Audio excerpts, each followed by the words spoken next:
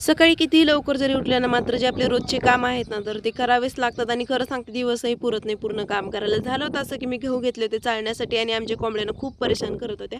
त्याच्यामुळे ना त्यांना एका साईडला गहू टाकून दिले. मग ते तिकडं रमत बसल्या. मग इथे ना लगेच मी दळण करायला घेतलं आणि खरं सांगते गहू ना आमच्या घरचेच आहेत. आम्हाला ना विकत आणायचं इतकं काही टेन्शन नाही.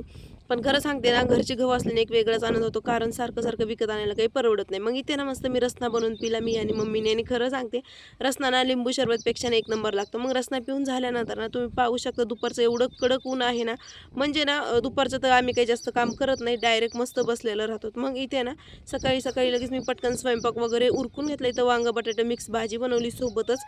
हे ना आपल्या घरच्या भाकरीसुद्धा आहेत, ज्या मी स्वतःनी बनवल्या त्या बाजरीच्या आणि मग इथे ना खिचडीही बनवलेली होती आणि मग इथे तुम्ही पाहू शकता इथे ना मी मस्त भेळ पण बनवलेली होती.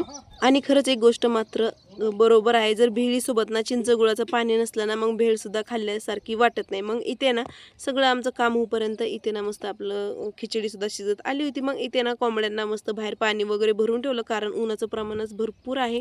आणि मग कोंबड्यांना आमच्या इथं थपडाखाली येऊन बसतात आणि शेजारच्या काकूंनी ना एवढे सगळे आंबे दिले होते.